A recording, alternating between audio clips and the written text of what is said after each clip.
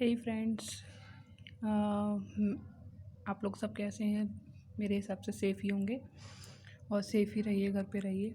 तो अब हम स्टार्ट करते हैं TPA act, transfer of property act 1882, chapter 1। हम शुरू से स्टार्ट कर रहे हैं सेक्शन 1 से, जिसमें इसके शॉर्ट टाइटल के बारे में बताया गया है। इस अधिनियम को मतलब इस एक्ट को हमने ट्रांसफ़र ऑफ प्रॉपर्टी एक्ट कहते हैं, 1882 कहते हैं। और ये कमेंस हुआ था जुलाई की फर्स्ट डे 1882 में। और इसको हम एक्सटेंट इसका हुआ था पूरे इंडिया में, होल इंडिया में। बट पहले इसका जो एक्सटेंट हुआ था वो ब्रिटिश में हुआ था, ब्रिटिश भारत में। उसके बाद इसको पूरे इंडिया में लागू किया गया, कुछ क्षेत्रों को छोड़ के, जिनके अतिरिक्त अनुसूची जिलों के हिसाब से कहा गया था उनको। बट बाद में उसको भी संशोधन करके पारित करा दिया गया। इसका मेन जो मोटिव है, इम्पोर्टेंस है, उसके हिसाब से कहा जाए तो संपत्ति अंतरण का महत्व जो है, संपत्ति अंतरण हमको क्रय और विक्रय मतलब सेल और परचेज़ के लिए नियमों को परिचित कराता है कि मतलब हमें कैसे परचेज़ करना चाहिए, कैसे सेल करना चाहिए, कौन से उसके रूल्स होने चाहिए, कैसे पेपर्स बनेंगे, किस तरीके से हम उसको एक्शनेबल क्लेम, या अगर हमें कभी कोई डिफ़ॉल्ट होता है या कुछ होता है तो उसके हिसाब से हम कैसे उसको रिकवर कर सकते हैं क्लेम को, कैसे हम पेपर्स बना सकते हैं, कैसे हम किसी डिफ़ॉल्टर को हम उसकी गलती के लिए कुछ क्लेम कर सकते हैं, सूट कर सकते हैं। तो वो सब चीज़ें हमें डिफ़ाइन करता है। संपत्ति अंतरण अधिनियम अधिकतर अचल संपत्ति के बारे में बताता है, बट इसमें कुछ चल संपत्तियों के बारे में भी बताया गया है, बट वो थोड़ा सा कम है। इसमें अचल संपत्ति के बारे में ज़्यादा बताया गया है। जैसे उदाहरण के लिए बताया गया है सेल डीड के बारे में, बंधक के लिए और लीज़ के लिए, एक्सचेंज के लिए, गिफ्ट के लिए आदि के बारे में बताया गया है। ठीक है, अब आगे बढ़ते हैं हम। संपत्ति अंतरण का तात्पर्य जो है, इसमें ये कहा गया है कि इसे दो भागों में डिवाइड किया गया है। बट अगर मेनली हम इसको समझें तो ये कहता है कि ओनली जीवित व्यक्तियों के में ही ट्रांसफ़र हो सकता है, या जीवित व्यक्तियों में ही ट्रांसफ़र वैलिड माना जाएगा इसके हिसाब से। जैसे कुछ एक्सेप्शन को छोड़ के, जैसे हम कह सकते हैं कि संपत्ति अंतरण का तात्पर्य बताया गया है। इसको जानने के लिए पूर्व हमें इसको दो भागों में तोड़ना होगा। पहला है अंतरण, दूसरा है संपत्ति। अंतरण के बारे में समझें तो एक तरह की ये प्रोसेस है, एक तरीका है जिसके द्वारा एक व्यक्ति दूसरे व्यक्ति को संपत्ति प्रदान करता है या ट्रांसफ़र करता है। तो एक तरह की प्रोसेस है, अंतरण उसे कहा गया है। संपत्ति को भी दो भागों में डिवाइड किया गया है दोस्तों। पहला है इसको भी दो भागों में डिवाइड किया गया है। पहला है चल, दूसरा है अचल। वो सभी को पता होगा, मूवेबल और इमूवेबल प्रॉपर्टी। बट उसको भी ट्रांसफ़र प्रॉपर्टी एक्ट में थोड़ा सा अलग तरीके से डिफ़ाइन किया गया है, जिसमें हम ये देखें तो हम देखते हैं कि कुछ डेफिनेशंस दी गई हैं जो जनरल क्लॉजेज एक्ट और सेक्शन 3 में डिफ़ाइन किया गया है। Section 3 of TPA, transfer of property act 1882। तो हम कह सकते हैं कि कुछ इमूवेबल प्रॉपर्टी कौन सी हैं और मूवेबल प्रॉपर्टी कौन सी हैं। इमूवेबल प्रॉपर्टी को डिफ़ाइन किया गया है टीपीए में, बट मूवेबल प्रॉपर्टी को डिफ़ाइन नहीं किया गया। कुछ एक्सेप्शंस और कुछ केस लॉ के द्वारा ही उसको डिफ़ाइन किया गया है। तो पहले हम इमूवेबल प्रॉपर्टी को पढ़ते हैं। इमूवेबल प्रॉपर्टी उसे कहते हैं जब हम इसको वैसे इसे जो नेगेटिव वे में बताया गया है, नेगेटिव डेफिनेशन दी गई है इसकी। जैसे कुछ चीज़ों को छोड़ के वो सब चीज़ें इमूवेबल प्रॉपर्टी कही गई हैं, जैसे standing timbers, growing crops and grass. इसको कहा गया है कि इन तीनों को छोड़ के जो भी होगा वो इमूवेबल प्रॉपर्टी होगी। ठीक है, बट जनरल क्लॉजेस एक्ट के सेक्शन 3 क्लॉज 26 में ये डिफ़ाइन किया गया है, 1897 के जनरल क्लॉजेस एक्ट में, कि अचल संपत्ति क्या होती है। अचल संपत्ति का अर्थ बताया गया है कि भूमि या भूमि से मिलने वाला कोई भी लाभ और भूमि से संलग्न वस्तुएं, यह एक सकारात्मक परिभाषा है। मतलब अगर भूमि है और भूमि से मिलने वाला कोई भी लाभ है या भूमि से संलग्न वस्तुएं हैं, वो सब ही अचल संपत्ति कहा गया है इसके अकॉर्डिंग। और जनरल क्लॉजेज एक्ट की जो डेफिनेशन है, जो डिफ़ाइन किया गया है अचल संपत्ति को, वो उस तरीके से डिफ़ाइन किया गया है कि उसको नेगेटिव वे में ना करके पॉजिटिव वे में कहा गया है। तो अगर दोनों डेफिनेशंस को मिलाया जाए तो कुछ इस प्रकार बनेगी।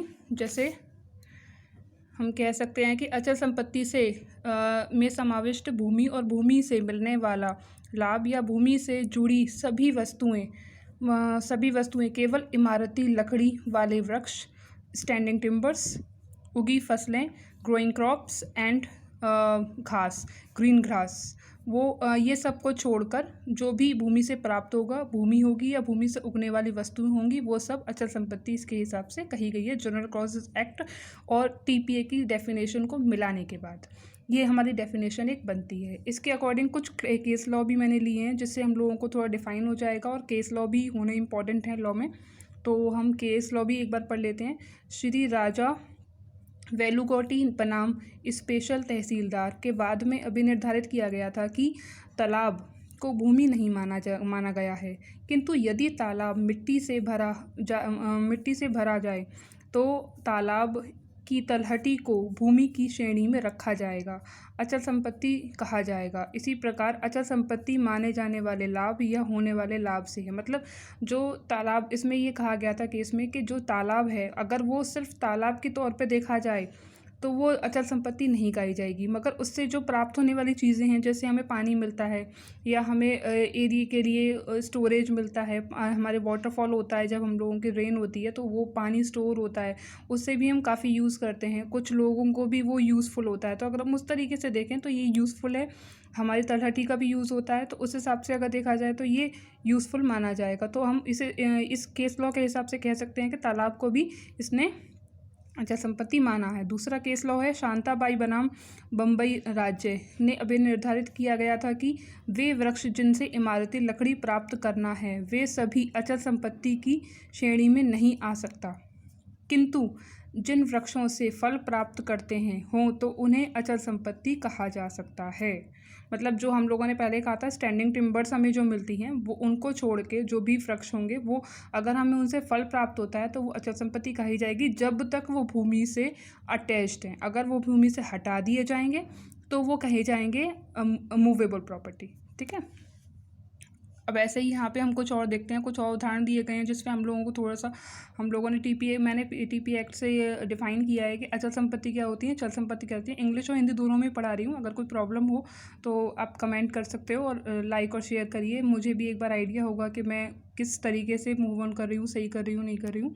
एक बार देखिए, जैसे हम चल संपत्ति के बारे में बात करते हैं तो राइट टू वर्शिप, पूजा का अधिकार, ठीक है, रॉयल्टी, ये रॉयल्टी को भी इसने चल संपत्ति कहा है। Standing timbers, grass, growing crops, growing grass, ठीक है। अब अचल संपत्ति कहते हैं पाम ट्री, ताड़ का वृक्ष, राइट टू वे, मार्ग का अधिकार, टैक्स फ्रॉम इमूवेबल प्रॉपर्टी, अचल संपत्ति से कर लेना, जो मशीन ज़मीन से संलग्न हो मतलब जुड़ी हुई हो, फैक्ट्री। केस लॉ हम कुछ ले लेते हैं इनको डिफाइन करने के लिए। मोती सिंह बनाम देवकी सिंह, इस वाद में उच्चतम न्यायालय पटना न्यायालय ने निर्णय दिया था कि पाम तथा ताड़ का वृक्ष काष्ठ की श्रेणी में नहीं आता है। मतलब ये काष्ठ मतलब ये होता है कि जैसे स्टैंडिंग टिम्बर्स कहते हैं जिन्हें, जिनका यूज़ होता है कि हम लोग उसको काट सकते हैं, उससे कुछ बन सकता है, तो वो इमूवेबल प्रॉपर्टी के उसमें नहीं आता है, तो वो काष्ठ कहलाती है, काष्ठ की श्रेणी में नहीं आता है क्योंकि इस पर फल आते हैं। ठीक है, ये एक केस लॉ था। सेकंड केस लॉ हम पढ़ते हैं आगे। विजय चंद्र नाग एंड अदर्स बनाम बंकू बिहारी के वाद में न्यायालय ने निर्णय देते हुए कहा था कि मार्ग का अधिकार अचल संपत्ति की परिभाषा की श्रेणी में आना चाहिए। इसमें विजय चंद्र नाग एंड अदर्स बनाम बंकू बिहारी के न्यायालय में कहा कि जो मार्ग का अधिकार होता है, राइट टू वे, उसको अचल संपत्ति की श्रेणी में आना चाहिए, बट उसके लिए भी एक एक्सेप्शन है कि जो हम लोगों के लिमिटेशन एक्ट में दिया गया है कि अगर कोई रास्ते से हम, या इजमेंट्री एक्ट में दिया गया है कि अगर किसी रास्ते से हम लगातार 20 साल या 30 सालों तक जाते हैं, जैसे सरकारी प्रॉपर्टी है तो 30 साल और प्राइवेट प्रॉपर्टी है तो 20 साल, तो अगर हम उस तरीके से देखें तो ये राइट टू वे जो है हमारा इमूवेबल प्रॉपर्टी में आता है। मार्शल बनाम ग्रीन, जो वृक्ष भूमि से मूलित होते हैं वह अचल संपत्ति कहे जाते हैं। जो वृक्ष काट कर भूमि से अलग कर दिए जाते हैं उसको चल संपत्ति कहते हैं। तो हम इस तरीके से देखें तो ये कुछ केस लॉ हैं जो डिफ़ाइन करते हैं अचल संपत्ति क्या है, चल संपत्ति क्या है। तो एक बार ये चीज़ हम आगे भी मूव ऑन करेंगे नेक्स्ट चैप्टर में, जिसमें हम सेक्शन 5 को डिफ़ाइन करेंगे, जिसमें हम ट्रांसफ़र ऑफ प्रॉपर्टी एक्ट की डेफिनेशन को देखेंगे और ट्रांसफ़र ऑफ प्रॉपर्टी एक्ट के टाइप्स को देखेंगे, जिसमें हम bye act of parties, bye operation, उनके केस लॉज वो हम सब डिफ़ाइन करेंगे। तो आप एक बार इसको लाइक कीजिए, शेयर कीजिए, सब्सक्राइब कीजिए। Thank you.